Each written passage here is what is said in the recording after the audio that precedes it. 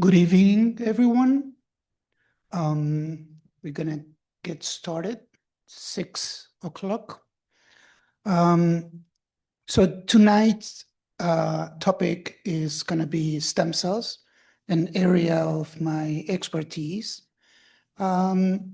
We will start with embryonic stem cells, then we'll move into adult stem cells, then we'll go back to the pluripotent stem cells, and we'll end up doing uh, uh, looking at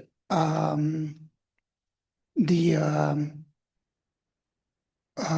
another kind of stem cell, direct differentiation. So stem cells, these are very special cells. They are specialized cells that continually self-divide and generate progeny cells for organ formation and maintenance. So this is a very interesting portion, which is the definition of a stem cell. It can do two different roles at the same time. It can self-divide and create an identical cell, but also it can, on every division, it can go a little further and generate a different kind of cell, which is the progenitor cell. So that's very characteristic and unique of a stem cell. This is the definition of a stem cell. It can be found in different tissues at all stages of life, before and after birth. It could be, for example, before birth, the embryonic stem cells. It could be after birth, like the adult stem cells, or neonatal stem cells, as we will see, and different tissues. We could have adipose stem cells, bone marrow stem cells, mesenchymal stem cells, cardiac stem cells, and people think that that this is something that the fact that there are different cells, people try to put them in the same sack, in the same bag, but in fact, they are very different and they can produce different cell types. So at every stage of life and different types. For example, we can have cardiac stem cells, as I mentioned before. We're going to start with embryonic stem cells. We'll move into adult stem cells. Embryonic stem cells are defined as embryonic stem cells because they are derived from very early embryos. And you've seen a little bit of development last Wednesday. So now you have an idea of what the very early embryo is. This is a pre-implantation embryo, meaning before implantation, and a blastocyst. This is the later stage of a pre-implantation embryo. So the embryonic stem cells are obtained from blastocysts, and in particular from the inner cell mass of a blastocyst.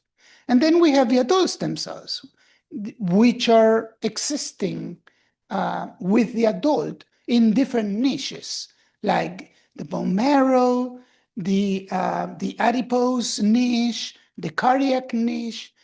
They all generate, or they all have a stem cell compartment. Even the brain, the neurons, which people think that they're completely post-mitotic, that's not true. They can expand and proliferate whenever there is some concussion or hemorrhage or something. There are stem cells virtually in any tissue, okay? For example, in the muscle, we have the satellite cells, which are the skeletal muscle stem cell. And we are continuously producing stem cells there. okay? All right. So these are the objectives for today. We have embryonic stem cells. We are going to look into adult stem cells, induced pluripotent stem cells, which are very similar to the embryonic stem cells. And be careful with that distinction. They are similar, but they're not identical. And we'll see more of that. And then transdifferentiation to render one adult stem cell into another adult stem cell. That is called direct differentiation, that will produce a different type of, this is a different mechanism, and we'll see that. We will learn similarities and differences between the stem cells. So that is one main objective, and then advantages and disadvantages. Having said that, that means that one stem cell may be advantageous for one purpose, but a disadvantage for another purpose. And we'll see that. And usually it takes place when you look at the stem cell for therapeutic purposes or for research.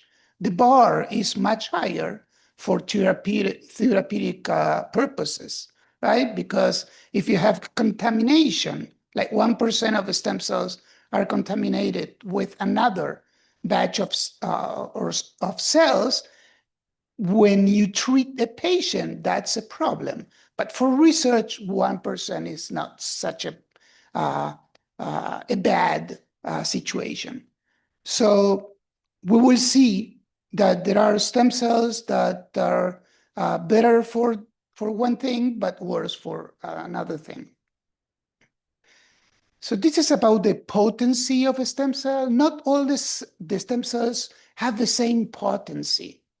For example, a blastocyst that you may remember from last class, it has inner cell mass cells here, okay?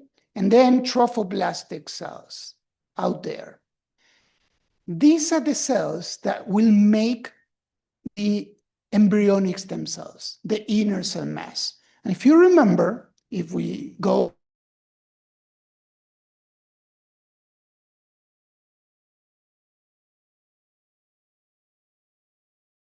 to think that the cells that are derived from the inner cell mass will have the potency to make embryonic cells, but just embryonic cells, not the extraembryonic cells like placenta already. These cells will never be able to make placenta cells, but these cells will be able to make placenta cells and other layers, okay? So there is a distinction. Because of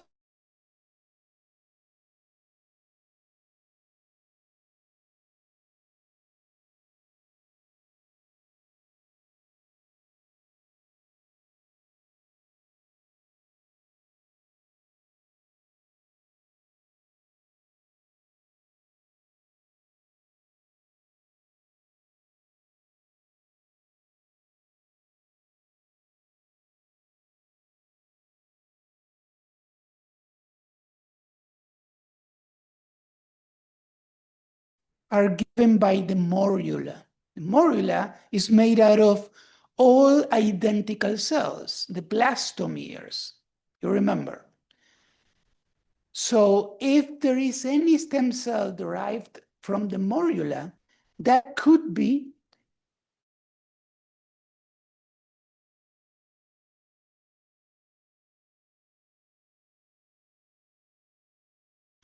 but the earliest one that we can talk about are the embryonic stem cells are derived from they are pluripotent, okay? All right. And then out of these pluripotent cells or embryonic stem cells, we can make, depending on the cocktail that we use, cocktail A, cocktail B, cocktail C, and sometimes it takes long periods of time, like 10 days, 15 days, 30 days, 100 days, to derail or to differentiate, to coax these pluripotent cells into becoming cardiac cells, cardiomyocytes, or neurons, or immune cells, or endothelial cells. Any cell of the embryo, in theory, can be made out of embryonic stem cells. So that's a great thing, a great attribution of embryonic stem cells. But on the other hand, if you're thinking of using embryonic stem cells for therapy, and you have, for example, you make out of embryonic stem cells, you make 99.99% of neurons, all right? And then you use them for implantation or for therapy, you will have 0.01% of cells that are not good. And then, therefore, we will have these cells that are not the ones that we wanted because of a 0.01%. This is, again, embryonic stem cells. Embryonic stem cells, we have the trophectoderm, and we have the inner cell mass of the blastocyst, okay? The embryonic stem cells are derived from the inner cell mass. This is just a depiction how we go from a fertilized egg to a morula, to an embryo, then the inner cell mass of the embryo, not the extraembryonic tissues, they are left apart. The inner cell mass, we produce the embryonic stem cells. This could be mouse embryonic stem cells, human embryonic stem cells, etc. And as I mentioned, once we have embryonic stem cells established in the culture dish, we can coax them to differentiate them into pancreatic islet cells, which could produce insulin. Imagine how important that is. Hematopoietic cells, we can make cardiomyocytes, endothelial cells, neurons, hepatocytes, anything that belongs to an embryo, okay? However, if I ask you in the exam, can we make placenta out of embryonic stem cells? You tell me no, okay? So that is like a typical kind of question that I can ask. Okay, so we have the concept of an embryonic stem cells. What happens with a human embryonic stem cell? What's the main problem? Something that we will never get rid of. To make a human embryonic stem cell, we have to use a blastocyst. What is a blastocyst? A blastocyst is an embryo, right? So to make embryonic stem cells, we have to sacrifice one embryo. And that is an ethical concern that it always comes with the embryonic stem cells, because that's the definition. An embryonic stem cell is derived from an embryo, okay? So there is an ethical concern. And that has been always obscuring the research on embryonic stem cells because there is a real ethical concern. There are other concerns that are technical that we can get rid of. We can use more sophisticated technology. We can make them better. We can eliminate some oncogenic sequences, all these technical advances. But there's something that we'll never be able to fix, which is the ethical concern. Okay, I want you to retain that. And the human embryonic stem cells, for the most part, are being made in IVF clinics, in the in vitro fertilization clinic, with embryos that are surplus embryos that nobody will use, right? So we have two parents, they are satisfied with what they have, they freeze the other blastocysts or embryos, and after 5 years, the company will contact them again and they will ask them, what do they want to do with these frozen embryos? And they say, some they say, we're going to try again. Some they say they are satisfied, they don't want, they can discard them. And if the company is in contact with a scientific community or an institution, we can step in and ask them if they would be able or would be willing to donate those embryos for research. Okay, and one thing is for research, and also if they can donate them for embryonic stem cell research. And I say that distinction because there are too many rules. For example, the parents cannot be compensated for doing that, okay, for donating those stem cells. Otherwise, there'll be a conflict there.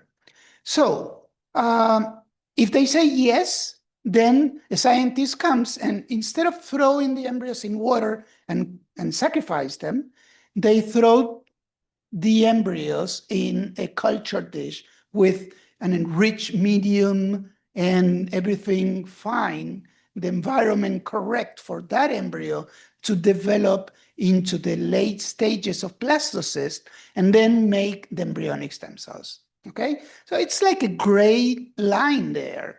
The scientist has two options: either to discard them or to put them in a medium. But again, you cannot get rid of the ethical concern, which is the sacrifice of an embryo.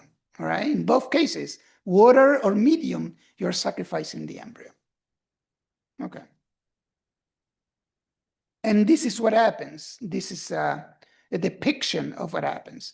In the IVF clinic, there is in vitro fertilization. One oocyte with one sperm, they fertilize, then morula, they develop into morula, blastocyst, and if there is enough consensus, if they sign the proper paperwork, then we can move from blastocyst to put them in culture and make embryonic stem cells, okay? And out of embryonic stem cells, once they are characterized properly, we can choose whatever we want to differentiate them to, okay? In my case, I differentiate embryonic stem cells and iPS cells, which are another type of cell, into beating cardiac myocytes, right? So this is something that we do in our lab. But you can pick, and that's the beauty of embryonic stem cells, that they're very flexible. You can add cocktail A, cocktail B, cocktail C, more than 200 different cell types, okay? But the extraembryonic tissues cannot be made out of a stem cell, out of embryonic stem cells. Okay, what is the value of embryonic stem cells for research and for therapy? Usually research and therapy, they are separated. Potential to differentiation into all functional cell types, okay, of the embryo. It's very potent. It's pluripotent. Depending on the culture methods, you can differentiate an ESL or embryonic stem cell into brain, heart, muscle cells, blood cells, blood vessels, skin, islet cells, you name it, any type of cell, okay? Endothelial cells, bone cells, etc. The three gem layers, okay? Not just one, not just two, the three gem layers, ectoderm, mesoderm, and endoderm. Efficiency during derivation, contamination with other cell types. So the process is not that very efficient when you make embryonic stem cells. It's not that you have one blastocyst and you convert that into one stem cell. It's inefficient. You may need to have like 10, 20, 30 blastocysts from donors to generate one embryonic stem cell. So it's very inefficient. There are advances, so it's becoming more efficient, but yet there is, it's not one-to-one. It's not like people that are not stem cell research scientists. They may think that it's one-to-one, but it's not one-to-one. So you may need to sacrifice 10 or 20 blastocysts to be able to get one good embryonic stem cell, okay? Quality embryonic stem cell. A technical problem, very important, very, very important, is the potential of embryonic stem cells to develop teratomas. What is a teratoma? Teratoma is a tumor, but it's a benign tumor. Okay, it's not cancer. It's not something that may spread in the body, but it doesn't matter. It's very, very harmful because it proliferates very quickly. Teratoma formation is associated with pluripotency. Anything that is pluripotent will have this risk of forming a teratoma. So we'll see later on that we will have another pluripotent stem cell. And that pluripotent stem cell will carry a risk of teratoma formation. Why is it so bad, the teratoma? In research, it's not that bad because you end up working with the good embryonic stem cells, and they don't form teratomas in the dish. They form the teratomas when you inject those cells into an animal, and even worse, into a patient, for example, okay? And why is it so bad? Because they proliferate so quickly. For example, if you inject a patient with a cardiac arrest, cardiac infarct, right? You treat them with cardiomyocytes derived from embryonic stem cells, not embryonic stem cells. The embryonic stem cells are gone.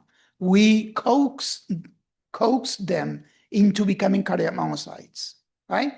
And you save the patient's life because of the cells, they start beating, etc., etc. But there is a 0.0001% of undifferentiated cells, cells that fail to differentiate, or embryonic stem cells that fail to differentiate. Those cells are the ones that will form a teratoma because they don't recognize the environment. These cells are like embryonic stem cells. They want to make everything. And you will save a life, but you will create a teratoma into their heart. So there's always this balance, and many more experiments have to be done to address this, okay? But for you, you need to remember that anything that is pluripotent will develop or will have a potential to develop teratomas. And that teratoma is a benign tumor, okay? Embryonic stem cells could be used for many other purposes. For example, for drug discovery, for drug screening. You put the cells in in different wells, and then you try, like, for example, library of different compounds to see if there is a disease that can be cured. So that is possible with embryonic stem cells. That is a very, very important kind of application. You can even grow entire hearts. If you, for example, mix cardiomyocytes derived from embryonic stem cells, you mix them with endothelial cells, with fibroblasts in the right balance, in the right proportion, and then you give them the topography, the form, the shape that you want, and you could use it as a patch. For example, to patch patients that have the Swiss cheese syndrome, like holes in the septum, right? That mixes the two types of blood. You could be able to patch that biologically with embryonic stem cells. So there are lots of applications, okay? And also, the embryonic stem cells are very mature because they are made out of embryonic stem cells. You make, for example, beating cardiomyocytes out of embryonic stem cells, but when you look a little bit closer, those cardiomyocytes beat in the dish, and they have isoforms that correspond to neonatal hearts because they were derived from embryos. Okay, they don't go in 10 or 20 days all the way down to adult cardiomyocytes. They stay somewhere at the neonatal stage. So I think it's reasonable to think that these embryonic stem cells would be more useful for embryos or for neonates than for adults. So if you have a patient with a congenital heart disease, you could be able to treat them with embryonic stem cells. Okay, so that is something that you should keep in mind. Okay, now we're gonna go into adult stem cells for a while, and then we'll go back. Adult stem cells, they are derived from, these are stem cells derived from different parts of the body. For example, the brain, the bone marrow, the adipocyte, these are the adult stem cells, okay? And we have the niche in our bodies, and we can obtain those adult stem cells. They have different properties, and an adipose stem cell will be different from another type of stem cell, like bone marrow stem cell. Okay, they have different characteristics, different features. They have different properties. They have limited number of cell types related to the tissue that the stem cells originally came from. Meaning that if I have an adipose cell, we could create adipose tissue and perhaps endothelial cells and some other cells that are naturally in contact with the adipose tissue. Okay, if I have bone marrow and I pick the bone marrow stem cells or the hematopoietic stem cells that are in the bone marrow, those cells will have a tendency to produce hematopoietic stem cells or mesenchymal stem cells that are made out of the bone marrow. If I'm looking at the heart, I could try to identify or pick cardiac stem cells. Okay? Although cardiac stem cell concept is very controversial in the scientific community. There are exactly 50% of the population of the scientific community who think that the cardiac stem cells are there and they're doing very good. And there is the other 50% who claim that the cardiac stem cells do not exist, and they are not doing anything because they don't exist. And they both present convincing evidence. And sometimes they are published, two papers from the two different groups in the same journal. It's sort of a funny kind of story of the cardiac stem cells. But that's a detail. This, of course, doesn't go in the exam. I'm sort of carried away with that. So hematopoietic stem cells. These are by far the most popular adult stem cells. Why I'm saying the most popular? Because they have been used for therapeutic purposes like 50 years ago without even knowing that there were hematopoietic stem cells in the transplanted material. Transplantation, for example, bone marrow transplantation. Okay? They contain some hematopoietic stem cells. And doctors have been doing that for many years. So in the therapeutic race, the hematopoietic stem cells are the best ones, are the top ones, because they started working on those cells like 50 years ago, or even more, 60 or 70 or something like that. So they're very important. They can be used to treat leukemia and other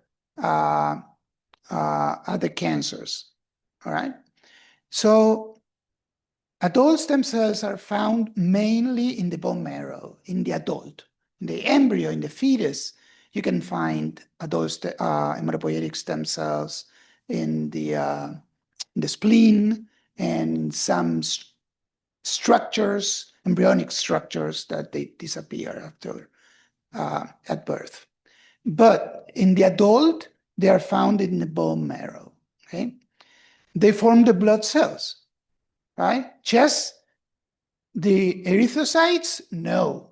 They form like 10 different cell types, between 10 and 15 different cell types, okay? Including the red blood cells and the white blood cells. They're all derived from the same hematopoietic stem cell origin.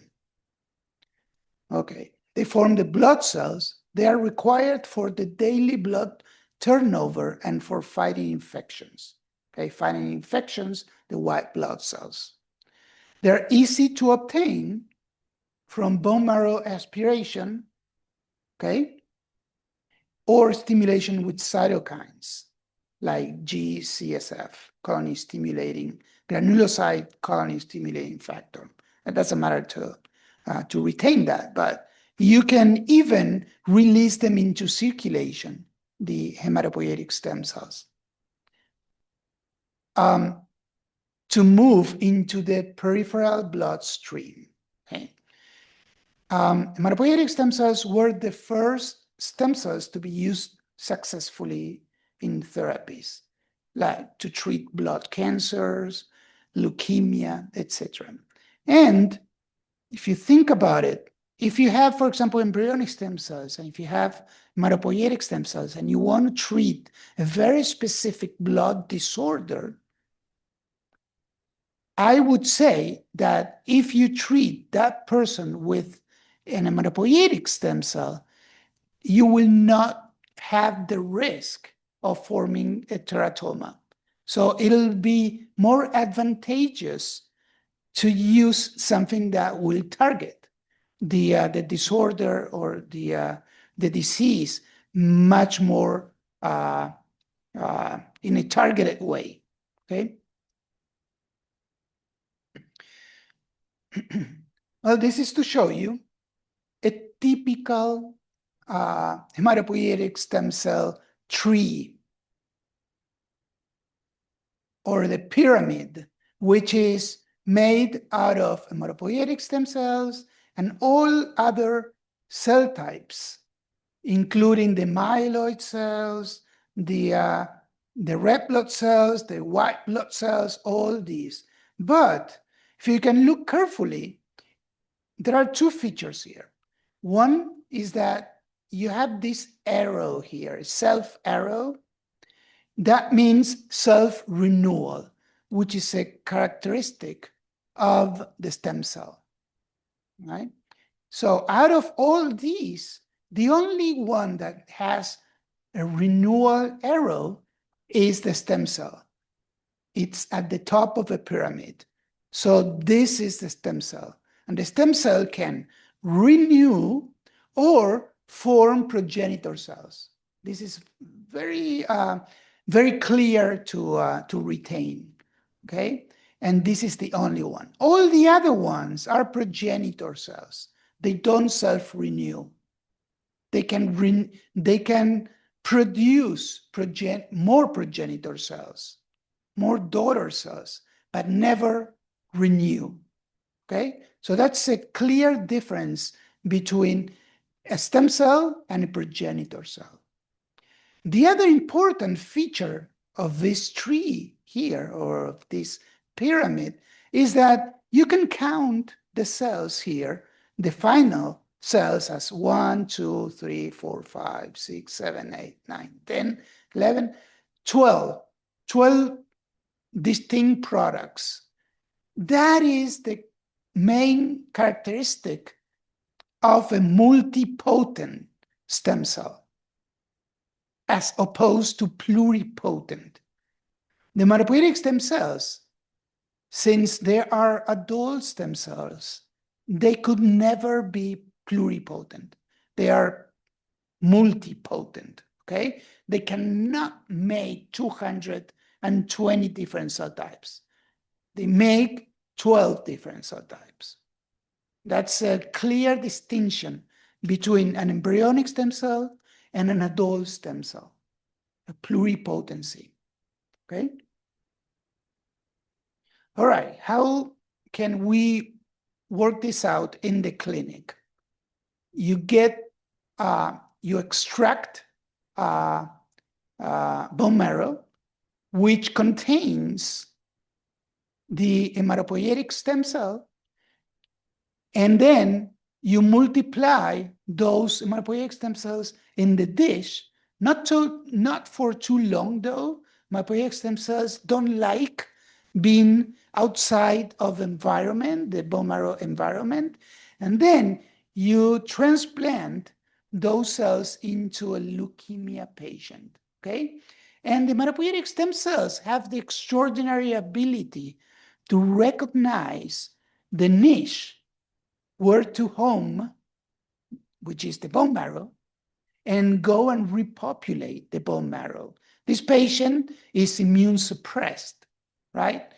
Because of a radiation, because of a treatment. So the bone marrow is vacant, is void. It needs more stem cells there. And these hematopoietic stem cells, they will repopulate the bone marrow niche, okay? So they are very smart. We don't know how it happens, but they go repopulate those areas, and then they start producing hematopoietic stem cells, okay? If there is no rejection. We'll see a little bit of a rejection potential. Okay, before doing that, I want you to also introduce another type of adult stem cell, which are the mesenchymal stem cells. If we look at this in the bone, we have a mix of two types of cells, the hematopoietic stem cells and the stroma cell. Stroma cell, like fibroblasts and everything that conforms the niche next to the trabecula, etc., this will form the mesenchymal stem cells. And someone one day decided or looked into these cells, and these cells also have the potential to differentiate into different tissue, okay? That is related to the bone marrow, to the tissue that it occupies. For example, it can make bone, it can make cartilage, it can make different types of cells that exist in the bone, but they're more what we call plastic, meaning that we can make neurons out of a mesenchymal stem cell, and we can make muscle cells as well. So it's very flexible. We can have like 10 different types of adult cells. So because of that, it's a well-characterized population of adult stem cells. They're found in the bone marrow, can form the fat cells, cartilage, bone, tendon, and ligaments, muscle cells, skin cells, and even nerve cells, okay? They can be obtained in large quantities. So once we extract or take some tissue from the bone marrow, this tissue is in large quantities. We can obtain a lot of mesenchymal stem cells. You have to be careful. They may acquire tumorigenic properties if it's improperly cultured, okay? Meaning that we take them from the niche, we put them in the culture dish, and we let them growing for a while and unattended, right? And that will provoke some tumorigenic properties. And that is not good. All right. They can be maintained and propagated in culture for long periods of time. They can be genetically manipulated. We can incorporate some DNA sequences. We can manipulate these mesenchymal stem cells and incorporate some genetic material. So they're amenable to manipulation. There are clinical trials underway in several clinical centers. That happens with the mesenchymal stem cells and with the hematopoietic stem cells. So these are very popular. They can be used in clinical trials. There are lots of different clinical trials out there. Okay? And that's why I am saying that these cells are at the top of a list for therapeutic purposes. Embryonic stem cells, there are some trials, but not as many as with the hematopoietic stem cells. Okay, how do we separate hematopoietic stem cells from what we call stromal stem cell, or also called mesenchymal stem cell? They reside in the same niche. So fortunately, each type of cell has different surface markers, and we can apply what is called cell sort or FACS technology to separate these types of cells. But in the past, we didn't even have to do this because they have different properties. The hematopoietic stem cells, they like to circulate, right? Like the red blood cell or the white blood cells, they enjoy circulating, so they don't attach to a culture dish, for example. While the mesenchymal stem cell enjoys attaching to the culture dish. So if you obtain like a mix of the two and you put them in the culture dish, you will have in 1 hour the cells completely separated. You will have hematopoietic stem cells floating in the medium, and the mesenchymal stem cells attaching to the bottom of the dish. Okay, and of course nowadays we do it differently. We separate in a more sophisticated way. But this also highlights the two distinct characteristics of these cells. Now, we have something in between. It's not adult, it's not embryonic. It's called umbilical cord blood stem cells. And they are obtained from the umbilical cord at birth. They are also called neonatal stem cells. okay? Because they are obtained at birth, right? And that's they're also very popular because they can be obtained without touching the embryo or the newborn baby, right? Because that is in a part that is not part of the embryo. It's extraembryonic, and it will not be part of the embryo. And if you manipulate, if you take those cells, you're not touching the embryo. So that's very simple to obtain. They are immediately after birth. They are very rich in hematopoietic stem cells. There's a lot of blood there, right? However, they are less mature than the adult stem cells. They may have different markers. They may not have markers depending on when you obtain them, right? For some of the markers. And that is good and bad. It's bad because they are not identical to the adult hematopoietic stem cells. So they may undergo some problems, right? Like transformations, etc. But it's good because it won't be recognized too harshly by the host if we do a transplantation event, okay? And it'll be also good for graft versus host disease, which is the opposite. So we put in neonatal stem cells into a patient, an immune-compromised patient, and typically an adult hematopoietic stem cell will reject the host in a graft versus host disease. But with the neonatal stem cells, this process will be diminished completely, okay? So there will not be a graft versus host disease. And that is good out of the neonatal stem cells. And this is an alternative source for the treatment of leukemia and other blood disorders. Okay? And they can be collected and banked.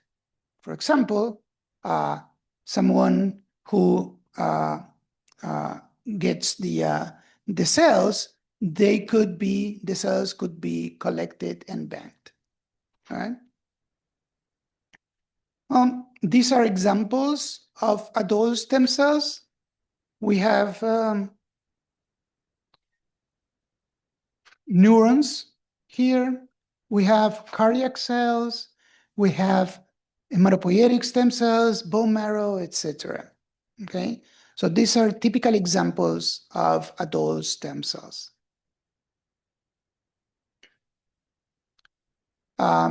One feature of adult stem cell is that in the niche, they can renew indefinitely. They can mature into more specialized organ-specific cell. They can undergo asymmetric division.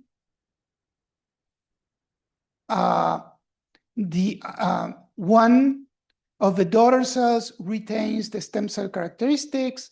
The other is destined for a limited number of future divisions and will produce the more organ-specific cells. So that happens in the niche, okay? In the bone marrow, for example.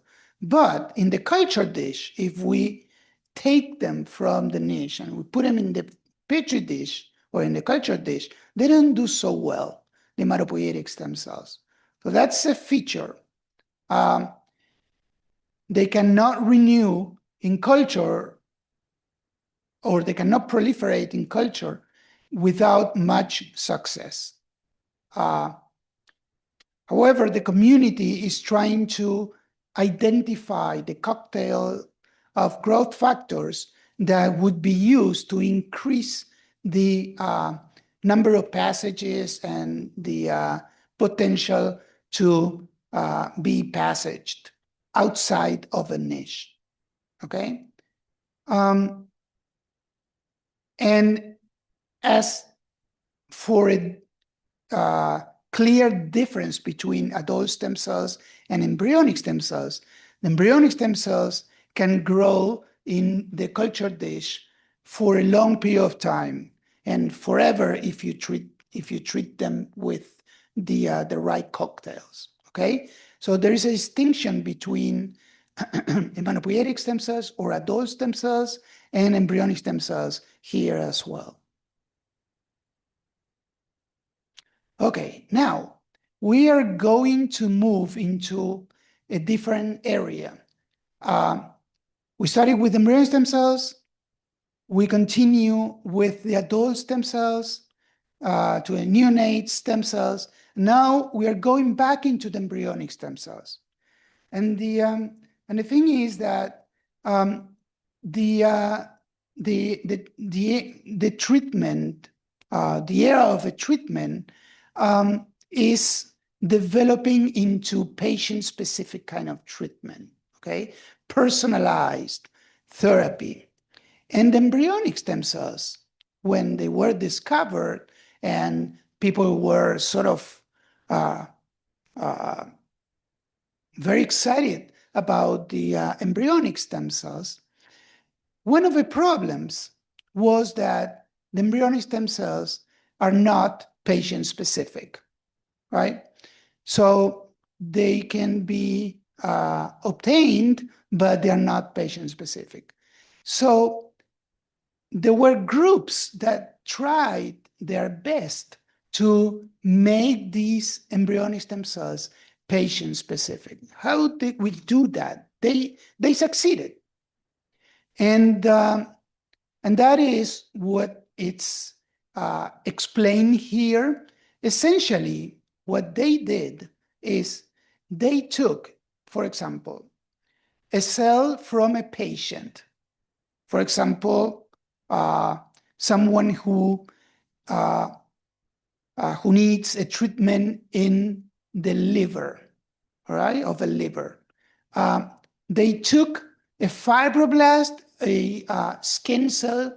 For example, if I am that patient and I take one fibroblast and I take from that fibroblast or this skin cell, I take the nucleus containing the genetic information. And on the other hand, I have an oocyte in which I remove the nucleus. I enucleate that oocyte and I replace it with the nucleus with the correct genetic information of a patient. Then I can coax that hybrid into developing into blastocysts and into embryonic stem cells. But those embryonic stem cells will contain the patient's genetic information. So I would have all these cells growing in the dish. I coax them into differentiating into hepatocytes, for example. I fix a mutation if I wanted to, because these cells are amenable to genetic manipulation. And then I have hepatocytes that have my genetic information. So if I put it back on myself, on me, on the patient, I would not have any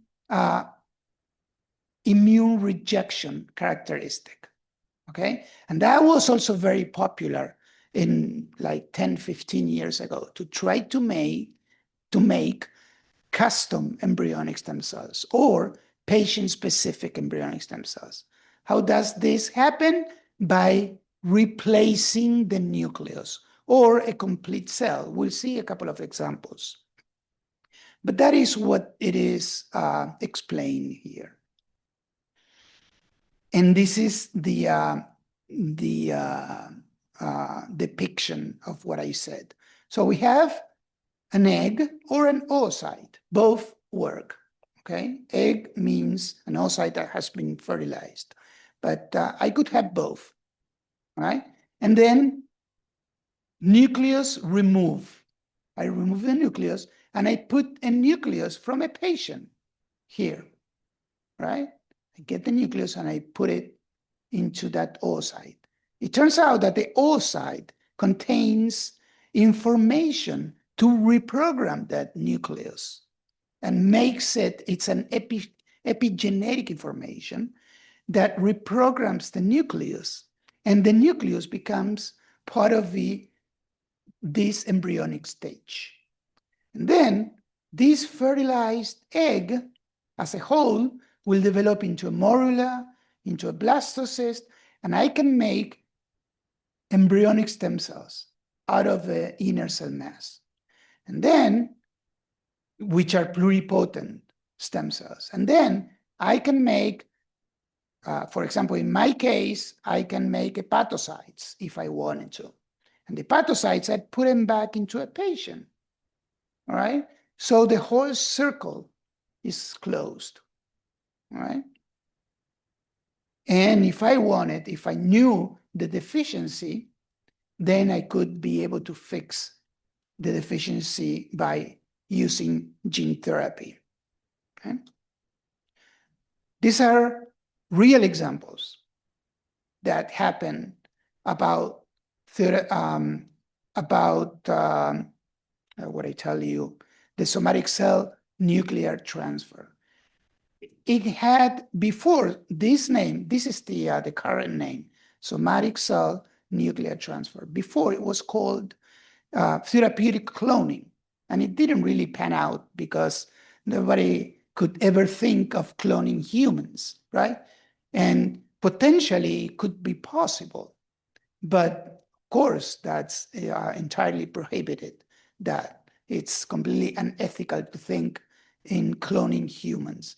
But people did experiments. So you can get to the blastocyst stage and make embryonic stem cells, but you cannot proceed and implant this blastocyst into a human. That is strictly prohibited. But these are examples that can tell us that this process is possible, and which is cloning, therapeutic cloning, okay?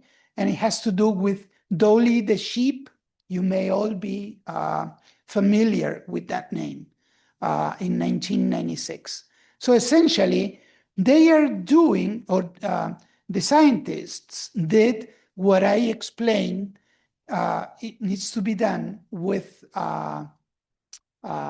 enucleation and cloning, but with slight differences. So here, we have a mother, or not the mother, we have a female. We obtain the egg, okay, the egg cell, and we remove the nucleus, okay? So this is the oocyte. And on the other hand, I have another sheep in which we have the donor cells, like fibroblasts, etc., okay? And we starve these cells. These are like different techniques, but essentially the bottom line is the same. So then we put these cells together and we apply an electrical pulse that will allow these cells to fuse. And then the two nuclei meet, and the cell is coaxed to develop into an early embryo, and the embryo is implanted into another sheep or a surrogate sheep that will give rise to Dolly, which has this genetic information, which came from this donor cell, okay? So that's a typical example of therapeutic cloning, or it's called also anti-embryonic stem cell or nuclear transfer embryonic stem cell. This is another example. And these are been published in the best journals because these are really breakthroughs, okay? So we have a monkey, a macaque monkey. You obtain an oocyte from that macaque. We enucleate, and then we have a culture of fetal fibroblasts from another animal, another macaque. And then we activate the fusion of this fibroblast with the oocyte, right? So this is not a nucleus replacement, as I told you, but it's the same principle, a replacement of a genetic composition. And then we add, for example, factors that have to do with epigenetic reprogramming. And finally, we do the embryo transfer into a surrogate macaque, and we obtain not just one, in this case, two beautiful babies. And so that's the process of nuclear transfer. Of course, for humans, there is a huge ethical concern that cannot be done. There's a limited supply of eggs.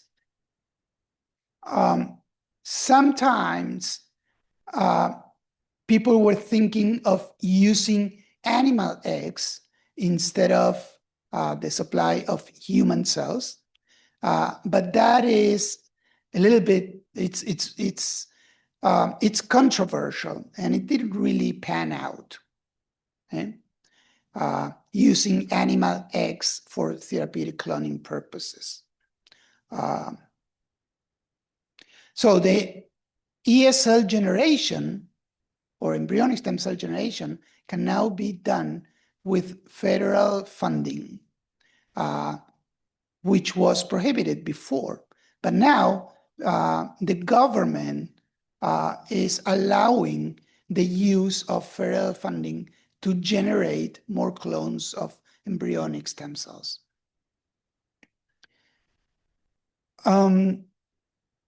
So you remember I told you that everything that is pluripotent develops a teratoma potential.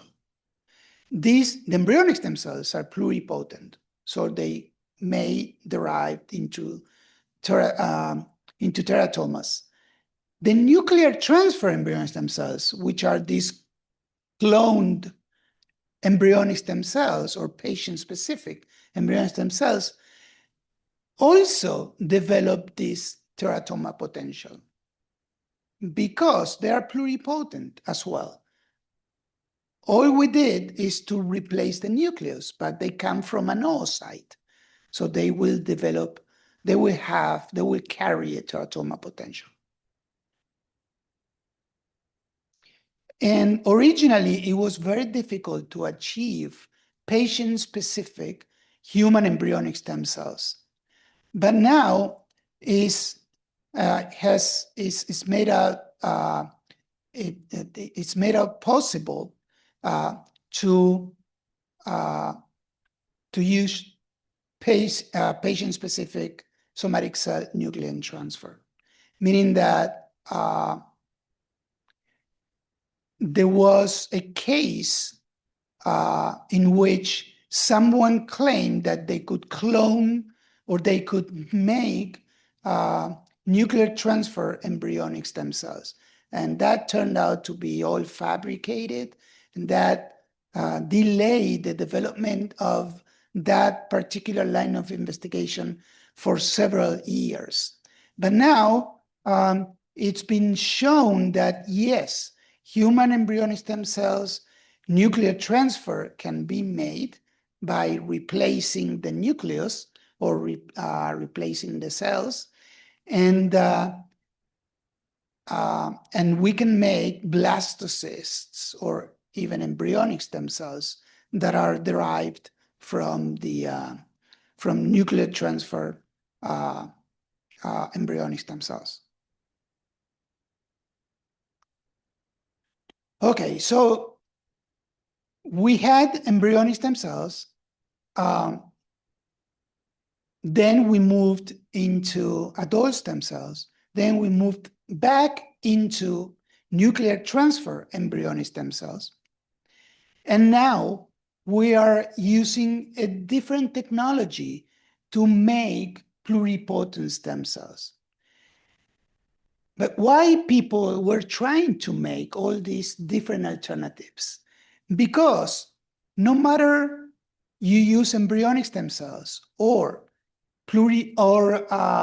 nuclear transfer embryonic stem cells, they both carry an ethical concern, okay? Because they're using embryos to make those cells. And that's the main problem of embryonic stem cells. In our lab, we have embryonic stem cells and other types of pluripotent stem cells. These ones, the iPS cells, and I explain what that is. But if we were to choose which one to use, we would definitely use the iPS cells. And why is that? Because they are very similar to the ES cells, and they don't carry the ethical concern of making them, okay? We obtained them once they were made, but if we wanted to make them, there would be lots of problems associated with those cells. So essentially, we have induced pluripotent stem cells. What are these cells? These cells are pluripotent cells, but they were not made from embryos. They were made from adult cells. How did that happen? It happened because there was a bright mind who got the Nobel Prize a few years ago.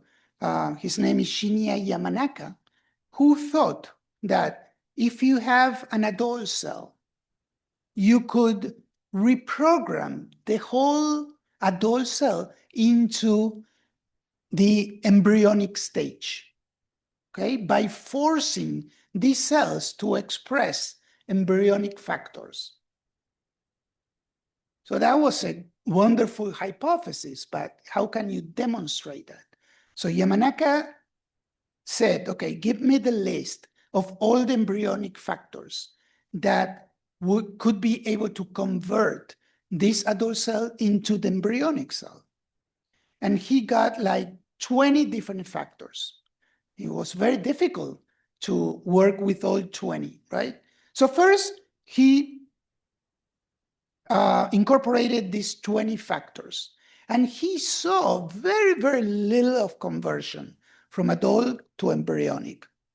And then he started taking out one by one, and he determined which is the minimal set of factors that would be able to differentiate or reprogram an adult cell into an embryonic stage. And he got 4 factors, which generically now we call them Yamanaka factors, and they make and we can make pluripotent stem cells out of the adult cells. What's the main advantage of that? Is there any ethical advantage of using iPS cells versus embryonic stem cells? What do you think? Are we using embryos for that purpose? No. So there are no ethical concerns. And that is the beauty of the iPS cells. The iPS cells, it stands for induced pluripotent stem cell. It is induced to become a pluripotent stem cell. The iPS cells do not use embryos, or the iPS cell technology does not use embryos.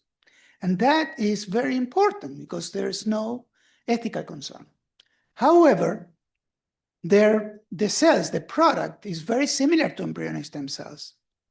Is there any risk of teratoma in the new iPS cells? What do you think? There is a risk. There is a risk because these cells become pluripotent. Once they are pluripotent, then there is a risk of teratoma, okay? So there are some advantages and some have no problem, but the ethical concern is gone. And these are some explanations of what you can do, etc., etc. It doesn't really matter. We'll skip this. So I said that the iPSCs or iPS cells are similar to the ESCs or ESLs. But first of all, they're not identical because they have different origin. And then are they as good as the ESLs? And the answer is, for the most part, they are not as good as embryonic stem cells. Embryonic stem cells are like the gold standard. Whenever you make a new iPSL, you have to compare it side by side with different experiments, or you have to contrast them with different kind of experimental procedures. And then you characterize the cells. So, for example, the iPSLs, originally they were made out of retroviral expression or retroviral sequences, or c-MYC, or they contain oncogenic DNA that could oncogenic, like c-MYC, that could worsen the iPSLs. There is random integration of dedifferentiation factors. For example, it could lead to high clonal variability, meaning that, for example, if you make iPSLs one time, there is a risk when you incorporate those Yamanaka factors, there is a risk that these factors will incorporate randomly and affect some genomic sequences. You do it once, you do it and you do it another one more time, and you get these sequences incorporated randomly in a different place. And you repeat that process with another batch of cells, and you get random integration again. And in some cases, the iPSLs could not be very good for therapeutic purposes because it disrupted some important areas of the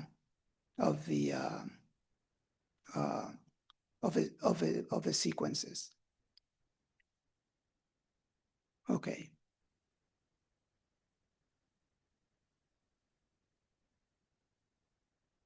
All right. See, this process is very inefficient, 0.1%. There are mutations in somatic skin cells that are not good either. This is important, epigenetic memory. That means that you can make iPSLs that will contain, they will not have a complete erasure, and they will contain some information, epigenetic information. So that those are the iPSLs. What does that mean? It means that if I want to differentiate them into adult cells, they will have the quality or the trend to become, for example, if they were made out of fibroblasts, they would like to go back to the fibroblast kind of adult origin. So they will be comfortable going to the same type of cell. And that is what it's called epigenetic memory. Okay. So originally, the iPS cells were made out of using those sequences. Those vectors containing the DNA that had, for example, retroviral sequences, etc. And that was bad at the beginning. That was in 2006 to 2005, sometime over there. But now there are lots of alternatives to make iPS cells without any of these potential problems. They could, for example, we could incorporate the factors through proteins or modified RNA or small molecules, etc., so that they will, if in the past there was a disruption of the genetic information, now it won't, this is sort of seamless and it happens without alteration of the host genome.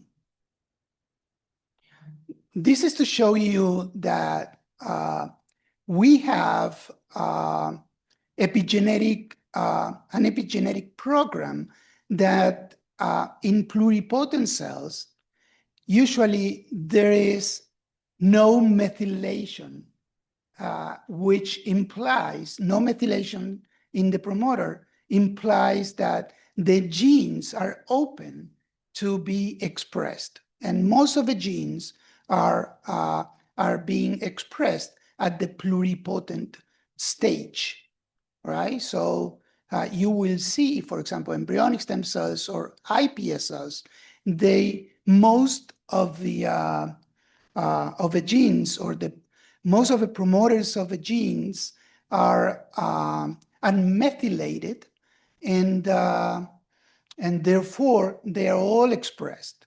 But in the adult stage, there's all these different enzymes that are responsible for methylating the DNA and methylating the histones, and they're responsible for closing that the regions of expression where the genes are.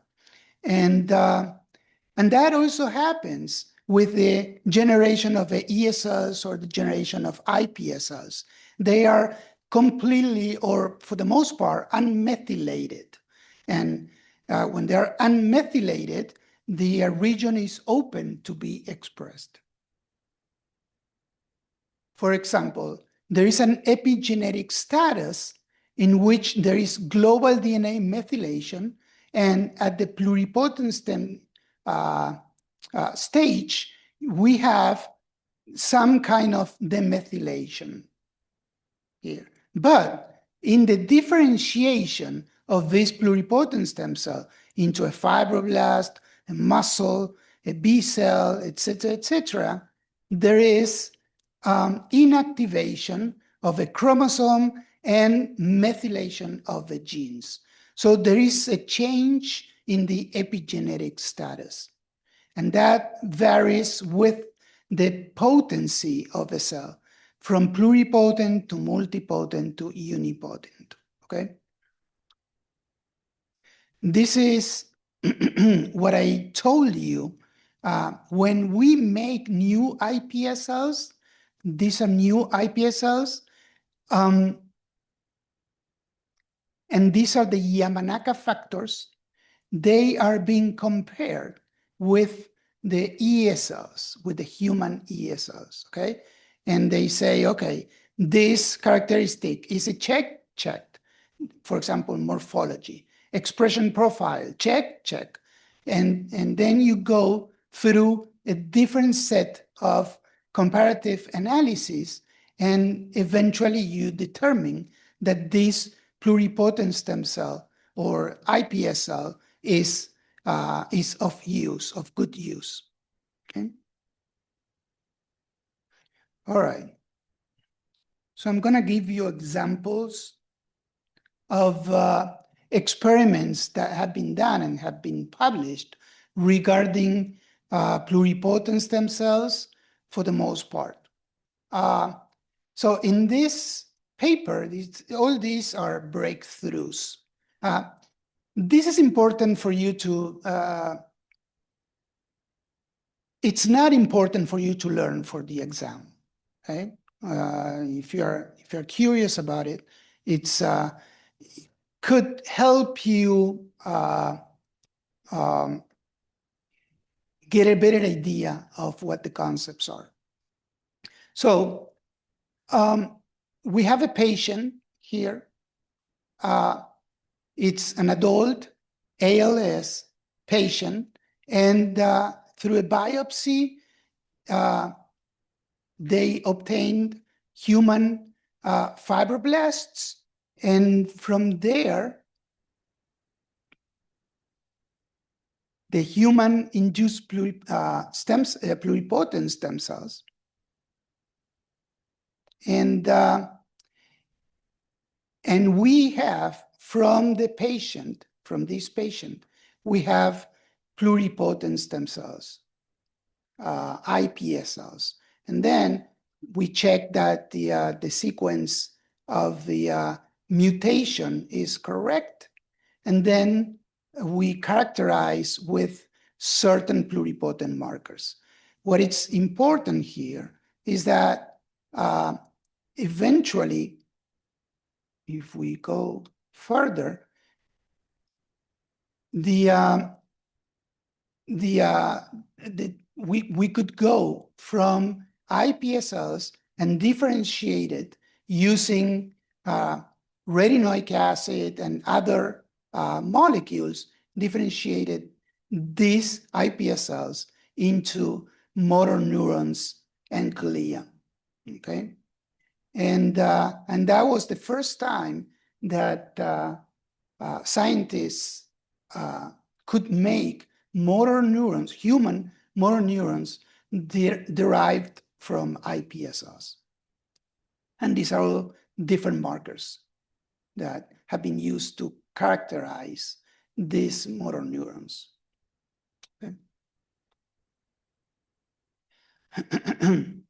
This is a Japanese group that characterized human-induced pluripotent stem cell-derived retinal pigment epithelium cell sheets, aiming for clinical application. Okay, so it's not just the iPSLs and the derivation of the tissue of the pluripotent of the patient tissue, but also here making the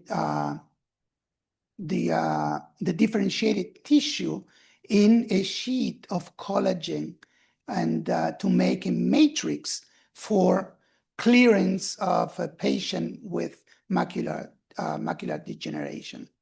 Pigment epithelium made out of the iPSLs.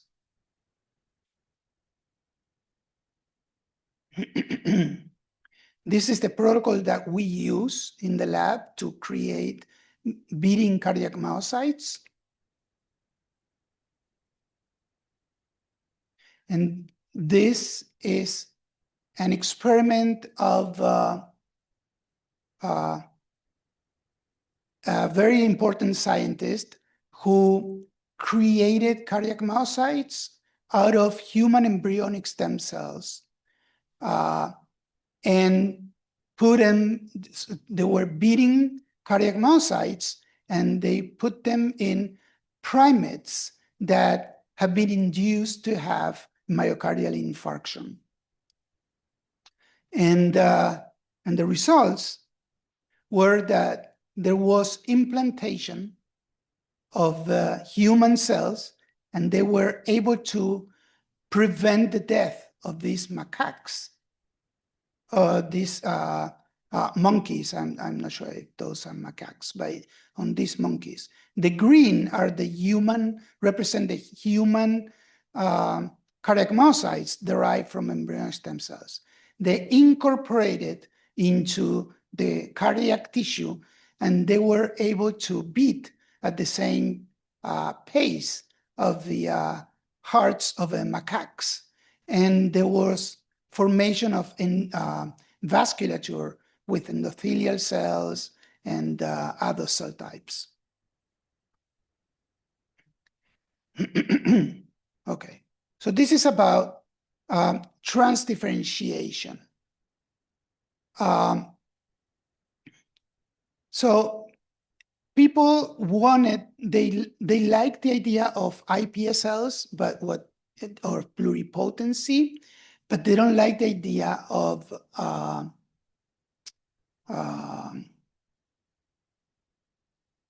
the benign tumors, the teratomas, okay, associated with the pluripotency. They don't like that.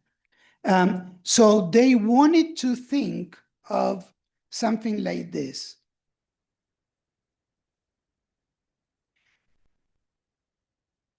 From pluripotency, like iPSLs, they wanted, instead of, for example,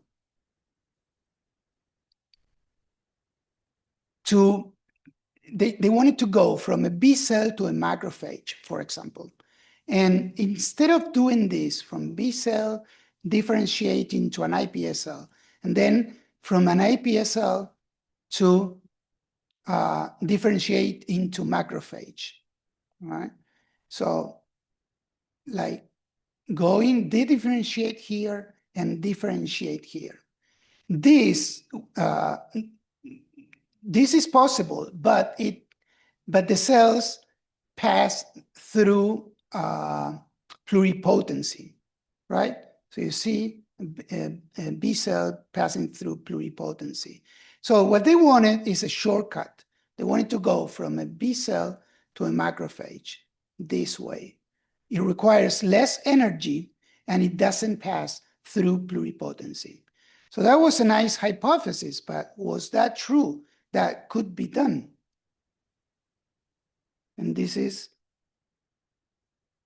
something that I wanted to mention here. Yes, that can be done, but instead of adding the Yamanaka factors that would bring the adult cell into the differentiated cell, you put in, or you force the cell to go directly into the other type of adult cell by using a different set of transcription factors. For example, if you want to make convert a fibroblast into a cardiac myocyte, you use like a set of cardiogenic factors to force the myoblast or the fibroblast into going into the cardiac cell. So that had to be demonstrated, and the experiment that was done was by one also bright mind who, what he did is he labeled he went from a cardiac fibroblast to a heart, to a cardiomyocyte. And he labeled these two different cell types, one in red and one in green. And then he added the cardiogenic factors. He did very similar to what Yamanaka did, but instead of using the Yamanaka factors, he used the cardiogenic factors. And he started out of 14 cardiogenic factors, and noticed in this experiment using FACS analysis that when he added the 14 factors, he was able to convert these cells into these cells, but 1%. And then he started removing one by one these factors to end up with 20% conversion. And these were called the cardiogenic factors, GATA4, MEF2C, and TBX5. This one was eliminated later on. So essentially, this person repeated what Yamanaka did to go from pluripotency, from adulthood to pluripotency, but this person ended up in a shortcut from a fibroblast to a cardiac myocyte. And these are all experiments that he did to demonstrate that that was possible. However, there is not enough follow-up in the literature about that experiment, meaning that there are many more experiments that yet need to be done. And finally, just to finish today's lecture,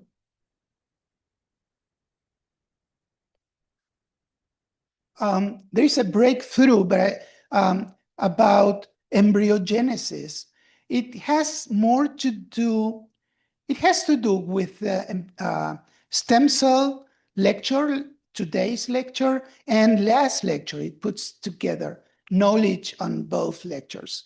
And essentially, what these people did not too long ago, in 2022, they created the post-gastrulation synthetic embryo generated ex utero from mouse ESL. So essentially, first of all, they made an embryo out of combining embryonic stem cells. That's one thing. To make that embryo, they didn't use fertilized oocytes. So the embryo, they called it synthetic because it was made out of embryonic stem cells only. And they did that in a bioreactor without using an uterus. So it was an ex utero. And that explains this whole long title. This is what they obtained. This is an embryo at post-gastrulation. This is probably 9 days of growing. And this is what it's called the synthetic embryo. It has all the markers, and it was made without egg, without sperm, just with embryonic stem cells. All right. And this is the schematic of the experiment that they did. Because before, in the past, people were trying to see how to make embryos out of embryonic stem cells, and they were not able to succeed. As you can, but now what they did is they realized that the extraembryonic tissues were very important for the implantation and the gastrulation. In this case, there's no implantation, but there is gastrulation. So they used trophectoderm induction. They used embryonic stem cells that were